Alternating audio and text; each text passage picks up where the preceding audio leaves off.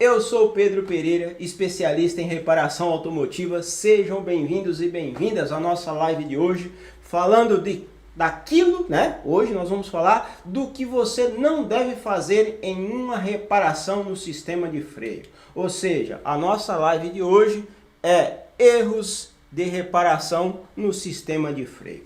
Então, você que é mecânico ou aprendiz que deseja se tornar um especialista em diagnóstico e reparação automotiva 10 vezes mais rápido, olha só, diagnóstico e reparação automotiva 10 vezes mais rápido, se você realmente quer se tornar um especialista, fique atento, porque esta aula tem por objetivo de alertar para os erros que você não deve cometer ao executar uma reparação no sistema de freio. Lembrando que toda segunda-feira às 18 horas, eu estou liberando conteúdos inovadores com explicações jamais vistas por aí. Bom, você quer ficar por dentro desses conteúdos? Quer mesmo? Então faça o seguinte, ó, faça agora mesmo a sua inscrição no meu portal pedropereira.com.br e nas minhas redes sociais para que você fique por dentro das novidades. Os links para você fazer a sua inscrição, né, está aqui na descrição do vídeo. Então vamos lá. E você sabe qual é a forma correta de substituir uma pastilha de freio? Olha a pergunta. Você sabe qual é a forma correta de substituir uma pastilha de freio? Bom, primeira coisa que você precisa saber, você precisa conhecer o sistema. Já é a primeira dica do método 10X, diagnóstico e reparação automotiva 10 vezes mais rápido. Depois, o que mais? Vamos ao quadro. Olha pessoal, isso aqui é um sistema de frenagem, que é o sistema de ABS. Eu tenho aqui um bloco de ABS, eu tenho aqui um módulo que comanda o ABS, eu tenho aqui o disco de freio, eu tenho a pinça e aqui estão as pastilhas. E aqui eu tenho um cidadão aqui que está mexendo no sangrador e eu tenho aqui o disco e a pinça com a pastilha um pouco maior. Bom, então eu sei que todo mundo, tem muitas pessoas que faz isso, que é o que? Abrir o sangrador para colocar a alavanca, encolher a pinça para fazer a substituição da pastilha. Legal? Isso está correto? Sim. Só que você pergunta para a pessoa o porquê que ele abriu o sangrador e ele não sabe por quê. Porque alguém falou para ele, abre o sangrador. E muitas pessoas que eu perguntei, ele disse o seguinte, que abre-se o sangrador para ficar mais leve para você retornar a pinça de freio para fazer a substituição da pastilha. Então vamos lá. Se eu não abrir, como eu já vi muita gente fazer, eu tenho um carro muito velho, com fluido de freio muito velho, e eu vou trocar a pastilha de freio, eu não vou abrir o sangrador da forma que está aqui na imagem. Vou colocar uma alavanca, ó, tem pessoas que em vez de colocar uma chave de fenda, já colocam uma alavanca de borracheiro, né? Coloca e encolhe o pistão. Essa parte amarela que vocês estão vendo na imagem é o fluido de freio. Porque aqui está muito pequeno, vocês podem ficar ruim para vocês enxergar, então eu ampliei a imagem para que vocês enxerguem. Então vamos lá. Quando você recolhe a pinça, a pastilha ela vai desgastando, o pistão ele tende a ir mais para fora. Quando você vai trocar a pastilha, você tem que encolher o pistão e esse óleo que está parado aqui, o fluido de freio, ele retorna. Um sistema muito velho, o que acontece? Vamos lá, o fluido de freio, ele passa por um processo de condensação. Como assim? O freio, ele esquenta, esfria, esquenta, esfria, esquenta, esfria. Voltando lá na aula de ar-condicionado, quando o compressor comprime o gás, o que o gás faz? Ele sai em alta temperatura, passa pelo condensador, faz uma troca de calor, não é isso? Ele condensa. Quando ele faz a troca de calor, ele passa para líquido. Então, é a mesma coisa que acontece no sistema de freio. Aquece, esfria, ele condensa e ele acaba criando umidade. Umidade é água. E água faz o quê? Enferruja o sistema. Você vai lá e recolhe a pinça, todas as impurezas que tem aqui dentro. Ele vai fazer o quê? Vai retornar e vai lá para dentro do bloco de ABS. Se emperrar uma válvula dessa aqui, meu amigo, nunca mais você vai dar freio nesse carro. Entendeu? Então, não faça isso. Vai trocar a pastilha, abre o sangrador. Tá aí. Uma outra coisa interessante. Quando você recolhe a pinça, todas as impurezas que está aqui, ó, se você não abrir o sangrador, vai retornar. Se o carro não tem o sistema de ABS, que muitos carros não têm, essa impureza retorna onde? Para o cilindro mestre. E aí o que que acontece quando retorna essas impurezas para o cilindro mestre? Trocou a pastilha, o cidadão vai lá, vai pisar no freio para quê? Para encostar a pastilha. E ele vem com toda a força em cima do pedal e... O que vai acontecer? Os reparos são as borrachas, certo? Essas borrachas vão passar em cima das impurezas do cilindro mestre e vai fazer o quê? Vai cortar as borrachas. Nunca mais você vai dar freio nesse carro. Aí a dica. Cuidado. Vamos lá. O que mais? Eu já vi muitas pessoas de fazer o seguinte, ó. Vai trocar a pastilha de freio, não dá uma olhada para como que está o nível do reservatório. Tem gente que vê o reservatório abaixando, pensa que é porque o óleo está sendo consumido, o fluido está sendo consumido. E não é. É porque quando a pastilha ela vai baixando, o cilindro ele vai se deslocando para fora e o fluido precisa compensar esse espaço. Por isso que ele abaixa. Então a pessoa vai lá e completa. Não vê, não examina a pastilha, vai lá e completa o fluido de freio. Quando ele completa o fluido de freio, que ele faz o retorno da pinça, vaza fluido pela tampa do reservatório, faz uma lambança no compartimento do motor, espirra no capô, pode arrancar até tinta do capô. Então, são coisas que você não deve fazer. Tá, então vamos lá. Pedro, e o que isso tem a ver com o método 10x? Então vamos lá. Se eu fazer esse processo e me mata uma válvula de um ABS dessa aqui, como é que vai fazer? Esse carro vai sair no mesmo dia? Provavelmente não. Quem vai arcar com esses custos? Como que você vai chegar no diagnóstico que realmente você tem um problema dentro do ABS? E aí? Quem vai te garantir, falar assim, o que que aconteceu que o carro está com a luz? Mas eu só troquei pastilha.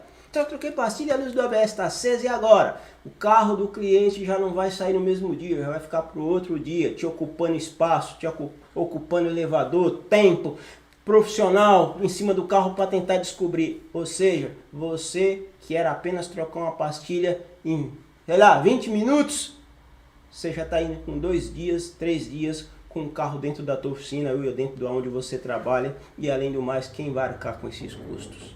Então, isso é uma dica como que funciona o método 10x. Então, de novo, o método 10x não tem milagre. Tem exatamente o que? Você precisa ter conhecimento, colocar em prática aquilo que você aprendeu, adquirir experiência e aí sim você vai desenvolver habilidades. E na nossa parte traseira aqui, o que que acontece geralmente? O que que vai acontecer na nossa parte traseira aqui? O que que acontece muito?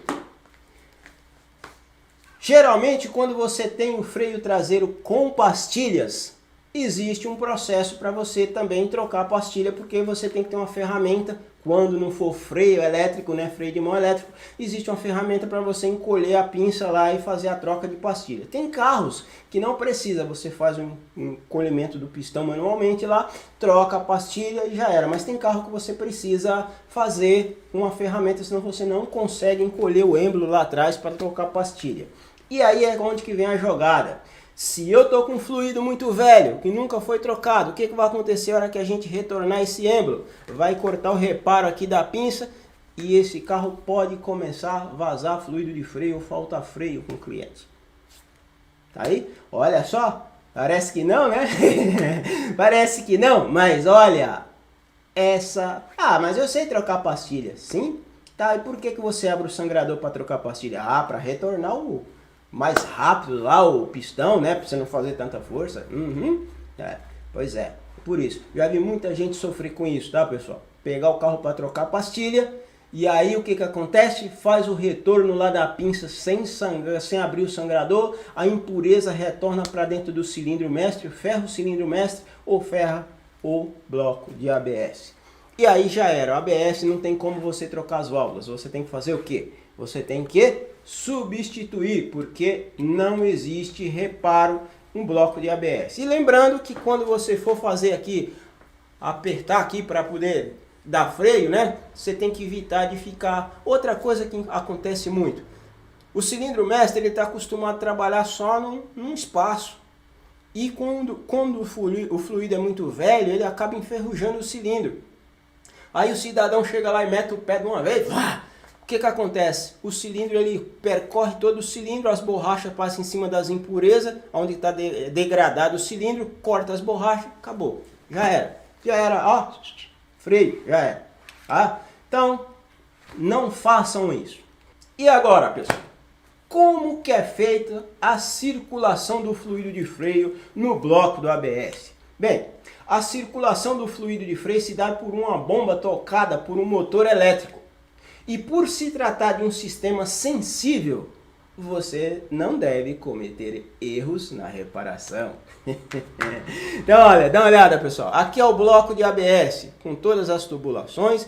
O ABS ele é dividido no que? Ele tem um motor elétrico, ele tem um grupo hidráulico e depois ele tem um módulo. Então aqui é o meu bloco hidráulico com motor e aqui é o meu módulo de ABS. Então o que acontece? Essas peças que vocês estão vendo aqui, pessoal, é justamente aquelas válvulas que eu mostrei lá atrás. Tá? É as válvulas que eu mostrei lá atrás no slide anterior. E essas aqui que está dentro do módulo são as eletroválvulas. Então quando a sujeira retorna, emperra essa válvula aqui, ó, não adianta a eletroválvula trabalhar lá tentando puxar, movimentar essa válvula aqui, ó, que não vai conseguir porque ela está emperrada. E aí não adianta, você não vai conseguir fazer nada. Uma outra coisa interessante que eu vi, o bloco de ABS geralmente ele é muito caro. E eu vi pessoas indo no desmanche pegando o bloco de ABS e colocando em outro carro. Então, vamos lá. Funciona? Funciona. Só que tem uma coisa. Uma das coisas muito importantes é que tem seguradoras que ela quer saber se foi mexido no carro. E a maioria dos carros hoje tem um número de chassi gravado dentro do módulo de ABS e todos os módulos. Uma outra coisa interessante que tem que tomar muito cuidado, que eu já vi muita gente cometendo erro, até mesmo dentro de concessionária. Por quê, pessoal? Esse bloco ele vem cheio de fluido, ele vem cheio de óleo, por causa daquelas câmeras. Eu vou voltar um pouquinho aqui, só para vocês darem uma olhada. Porque isso aqui é a câmera do ABS, né? Esse aqui é o bloco do ABS e aqui dentro tem as câmeras. Né? Então o que acontece? Essas câmeras dentro do ABS, do bloco, está cheia de fluido, ela vem cheia de fluido. E o que acontece? A pessoa tira as tampas desses furos aqui, ó, e deixa o bloco virado. Deixa o bloco virado, escorre todo o fluido de dentro do bloco, e aí? Quando você for montar esse bloco no lugar e for tentar dar freio, esquece, o pedal de freio fica borrachudo, não dá freio nem a pau. E o que eu vejo nos desmanches? O que o cara fez? O cara foi no desmanche, pegou o bloco de ABS. Você acha que o pessoal do desmanche vai pegar, vai tirar o bloco de ABS com todo cuidado, tampar para não entrar impureza, para não escoar o óleo e vai deixar bonitinho para a hora que você chegar, tá lá? Não, ele coloca lá na prateleira, o bloco fica de lado, o que acontece com o fluido? Escoa todo o fluido de dentro do bloco. Aí você traz o bloco, monta no carro.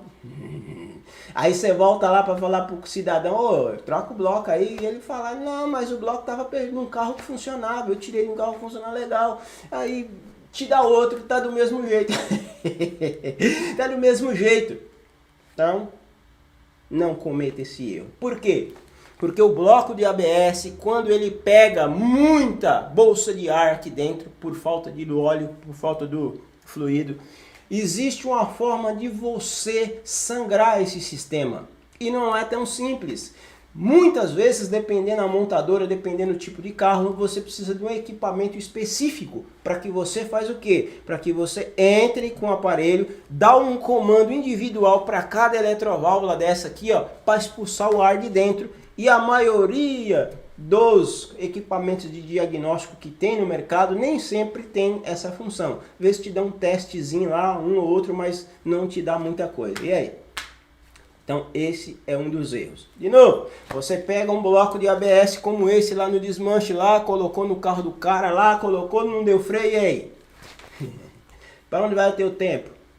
Para onde vai a tua produtividade?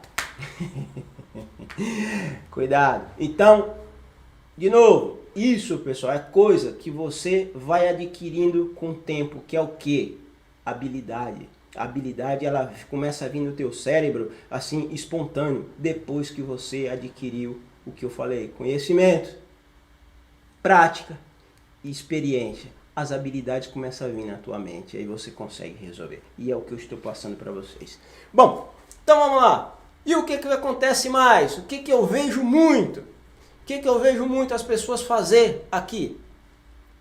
Eu já vi pessoas pegar o seguinte: o carro entra com aparelho de diagnóstico, né? Entra lá com aparelho de diagnóstico no carro, dá lá, por exemplo, ABS, circuito de bomba. O que é bomba? Dentro desse módulo aqui, pessoal, tem uma bomba mecânica que faz o óleo circular. E essa bomba é tocada por esse motor. Quando ele fala circuito da bomba, ele está querendo dizer que é um motor elétrico.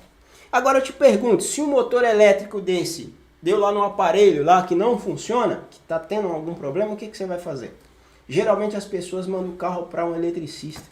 Olha, isso daí é parte elétrica. Aí leva para o eletricista olha e devolve o carro e fala, não, isso aqui não tem nada a ver com a parte elétrica. Ó, isso aí é eletrônica. Ah, vamos atrás de um colega que tem um equipamento bem sofisticado, não sei aonde, vamos levar o carro lá para ele dar uma olhada. O cidadão chega lá, passa o aparelho. Isso é perca de tempo. Isso perde-se muito tempo. Agora, se você conhece de eletricidade básica, o que você vai fazer? Primeiro, isso daqui, pessoal, é um motor de corrente contínua. É um motor de corrente contínua. Se ele é um motor de corrente contínua, ele trabalha com 12 volts, que é um fio positivo e um negativo. Se eu for lá desconectar a tomada dele e colocar um multímetro na ponta e dar um comando no aparelho, ou de repente medir o circuito, a continuidade para ver se tem alimentação ali, eu já não mato? Eu não ganho tempo com isso? Se tem alimentação, tá chegando a alimentação 12 volts, eu tô com problema onde? No motor. Tá aqui o pau no motor, você nem perde tempo. Meu mestre, é o seguinte, o teu bloco de ABS foi pro espaço. Sei lá o que você vai fazer aí, ó, procura, compra um zero ou outro, que não tem, você não perde tempo com isso. Teu diagnóstico foi mais rápido. E aí quando a gente fala para algum cidadão que ele precisa conhecer de eletricidade básica, que ele precisa conhecer de meteorologia, as pessoas acham que não. Olha aí o tempo que você está ganhando no teu diagnóstico. Olha quanto você vai ganhar em saber que você vai reparar esse carro e que esse carro não vai te dar retorno e não vai te dar prejuízo. Porque imagina, se você pega uma pessoa que não tem experiência, um mecânico que não tem experiência, troca a pastilha, ele vai lá e por algum motivo esquece de soltar o sangrador, mata esse freio, tá na roça. Ou de repente o cliente chega com um bloco de ABS debaixo do braço lá na tua oficina e vai lá dizer, ah, coloca pra mim, o cara mediu lá, esse carro é zerado, rapaz. Ó, esse carro, ele tirou de um carro batido, que ó, esse carro deve ter o que? 4.000 quilômetros. Só que o bloco veio virado dentro do carro, o bloco ficou virado lá enquanto eles conversavam para acertar, escoou o óleo. E agora? Como é que você vai dar freio nesse carro? Então, não cometa esse erro, porque aí realmente o teu diagnóstico, a tua reparação, em vez de ser 10 vezes mais rápida, ela vai ser 100 vezes mais atrasada. Bom, quantas vezes você já errou ao fazer a regulagem de um sistema de freio traseiro? Por isso é necessário conhecer o sistema, pessoal, para fazer uma reparação perfeita, uma reparação muito boa. Então vamos lá. Sistema de freio traseiro. O que a gente vê por aí? Aqui eu tenho uma catraca, que essa catraca é automática, aqui atrás eu tenho uma lâmina, essa lâmina ela faz a regulagem automática. Quando eu piso no freio, esse cilindro ele se expande, né? Abre essa pata para um lado e para o outro, a catraca se movimenta e ele faz a regulagem automática. Primeira coisa, que você não deve fazer, é tirar o tambor e montar ele de volta sem fazer a limpeza do sistema. Existem produtos hoje, pessoal, que você faz a limpeza aqui sem fazer aquela poeira, né? Tem gente que pega o bico de ar, bate aqui, faz aquela poeira dentro da oficina, que você respira aquilo ali, aquilo faz um mal do caramba. Não, existem produtos baratos hoje que você pode lavar o sistema, tirar todo aquele pó. Depois, o que você faz? Pega uma lixa, né? Quebra o espelhamento da lona, espelhamento do tambor, né? Eu sei que às vezes o cliente não quer pagar por isso, mas vocês têm que dar um jeito de incluir isso na tua mão de obra. Bom, e aí vamos lá. Como que é feita a regulagem? Primeira coisa, o que a gente precisa fazer? Eu preciso saber se o meu tambor aqui não sofreu nenhum desgaste. Preciso ver se as minhas lonas estão intactas. Que isso é coisa que a gente não vê ninguém fazendo. E o que o cidadão ele faz? Ele vai lá no cabo do freio de mão.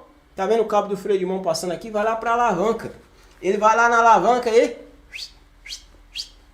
aperta a alavanca e deixa lá com 3 dentes. Fala, ó, regulei a alavanca aí. Regulei o freio de mão aí do seu carro aí. Quando se você prestar atenção, aqui é um batente, ó. Esse batente ele tem que encostar aqui na sapata quando você solta o freio de mão. Por que ele está afastado? Justamente porque fizeram a regulagem pela alavanca e não pelo sistema de catraca. E aí o que acontece? Quando você deixa essa alavanca alterada, a catraca deixa de funcionar.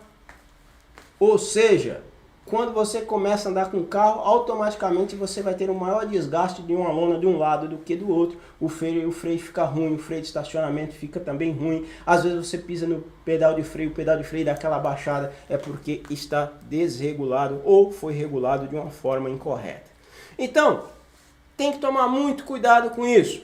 Outra coisa importante, eu tenho aqui um alicate universal. Eu vou precisar tirar essa sapata fora. O que eu faço? Eu pego o alicate de corte, coloco ele aqui no cabo, aperto e... Pessoal, aqui embaixo dessa mola trabalha uma capa plástica por cima do cabo. Quando você coloca o alicate e faz esse tipo de coisa, você desgasta aquela bainha que está por cima do cabo. Depois, na hora que você soltar esse freio de mão vai ficar enroscando. Então, para evitar isso, existe o quê? Existe uma ferramenta específica, que é o quê? É justamente esse alicate. Olha a diferença. Esse alicate é justamente para você coloca aqui, você abre, ele espaça o cabo, a mola do cabo para frente e mantém o cabo afastado para você tirar da sapata sem você precisar colocar um alicate universal aqui e ferrar o cabo do freio de mão. Regulou o cabo do freio de mão, tirou a sapata, trocou, o cliente voltou lá e falou, não sei, esse carro tá meio preso. Aí você vai lá, solta o freio de mão, o carro tá... Acontece muito isso. Outra coisa, como que eu faço? A gente faz para poder tirar essas molas. Eu preciso trocar esse sapato. O que eu vou fazer? Eu vou tirar as molas? Legal. E o que eu vou fazer agora? Eu vou pegar uma chave de fenda, eu vou pegar uma chave de fenda, vou colocar aqui, na mola e... O que você faz? Você estica a mola, você tira a mola fora do curso, você tira a pressão da mola. Aí, o que acontece? Para que serve essa mola? É justamente para a hora que você pisar no freio, essa mola fazer o retorno da sapata e retornar o cilindro na sua posição e a roda ficar livre. Mas uma vez que eu peguei uma chave de fenda, coloquei lá, estiquei, você pode tirar a pressão da mola. E aí, para isso que existe esse alicate. Essa parte você apoia na lona e essa outra ponta você apoia na mola para que você estique o necessário para encaixar na sapata de freio. É isso. Primeiro, conhecimento, prática, experiência e desenvolver as habilidades. Aí sim, você vai conseguir fazer o diagnóstico 10 vezes mais rápido e as suas reparações. Falando aí da questão do a gente tomar muito cuidado, Quem já cometeu erros, Todo mundo já cometeu erro, todo mundo é passivo de erros. Já cometeu erro ao substituir um disco de freio? Quem já cometeu? Bom, vou te falar dos erros que muitos cometem ao substituir um disco de freio. Estou falando de um disco de freio, é simples, não é? Tirar um disco de freio e colocar outro? Muito simples, mas tem gente que comete erros. Tem pessoas que cometem erros. E nós vamos aprender para que nós não cometemos esses erros. Eu estou substituindo aqui um disco de freio. Geralmente, a pessoa pega esse disco de freio e joga ele em cima do cubo. Eu fui lá, peguei o relógio comparador, medi o empenamento do cubo. Fui lá, medi o empenamento do disco. O disco está ruim, vamos trocar o disco. Só que tem um detalhe. Na hora que você tira o disco, esse cubo, ele está muito... Pode ver que está enferrujado, cheio de ferrugem. E aí o que você faz? O que as pessoas costumam fazer? Vem com um disco novo e pá, por cima. Quando você coloca o disco novo por cima, você consegue levar as impurezas que estão no cubo tudo para de trás do disco, fica entre o disco e o cubo. Na hora que você aperta o disco e aperta a roda, como é que fica o disco de freio? O disco de freio fica assim. A hora que você começa a andar e pisa no freio, o freio trepida.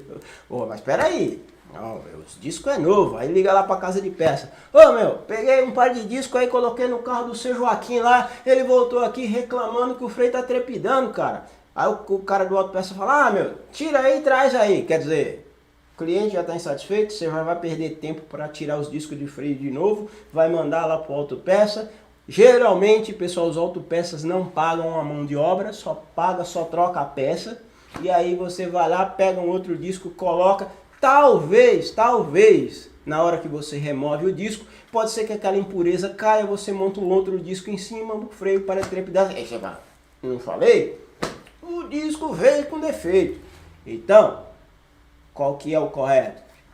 Tirou fora, mediu o empenamento do cubo, tá perfeito? Escovinha de aço, né? Limpa, né? Passa aqui aquela graxa marítima, né? Tem aquela graxinha, mas não é pra voltar de graxa, né? Só aquela graxinha marítima, para poder evitar de pegar aqui, de enferrujar. Monta o disco em cima, aperta, com certeza você não vai ter esse tipo de problema. Então, o que a gente vê muito as pessoas fazerem? Tira o disco, colocam outro, não verifica o cubo, mede-se o empenamento do disco, mas o disco está empenado, né? O disco está lá empenado, ok, tira o disco fora. Me traz um par de disco novo, coloca o disco, está do mesmo jeito. Mas pera aí, e agora? E às vezes não é o disco, é o cubo que está empenado. O que o cidadão está fazendo aqui certinho, ó. Primeiro ele mediu o disco, depois ele veio e mediu o cubo. Então, se o cubo está perfeito, legal, é o disco mesmo, realmente. Porque às vezes o disco estando fixo lá no lugar, você coloca o relógio, ele vai dar uma diferença. Legal, mas às vezes não é o disco, é o cubo. E olha, deixa eu lhe falar.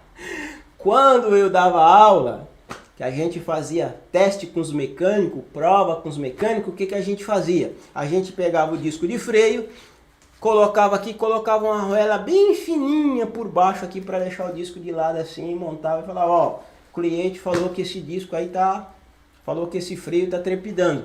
Aí o mecânico vinha lá, passava o dedo no disco, mas esse disco já tá meio ruimzinho, né? Precisa trocar. Se eu trocar um disco, te dar um disco novo, vai ficar bom? Vai. Aí você pegava um disco novo, dava para ele não percebia que tinha uma arruelinha aqui por trás, aqui montava o disco em cima do mesmo jeito. Então, assim, isso são coisas, pessoal, que a gente vai adquirindo, a experiência vai trazendo habilidades para vocês. Então, tá aí a dica, né? Na verdade, não é uma dica, né? É uma aula, é um ensinamento, coisas que vocês não devem fazer. Porque se vocês fizerem esses tipos de atitude, esses tipos de reparação, com certeza vai atrasar o teu trabalho, com certeza você vai deixar de produzir, com certeza o teu diagnóstico vai ficar mais longo. Pessoal, desde já eu agradeço a todos, vocês ficam com Deus, uma boa noite, um bom descanso, guarda bem na mente tudo que vocês viram aqui, anotem para não esquecer, comentem com os amigos, que isso amanhã vai fazer a diferença na tua carreira profissional. Pessoal, beijo, fica com Deus. Tchau, pessoal.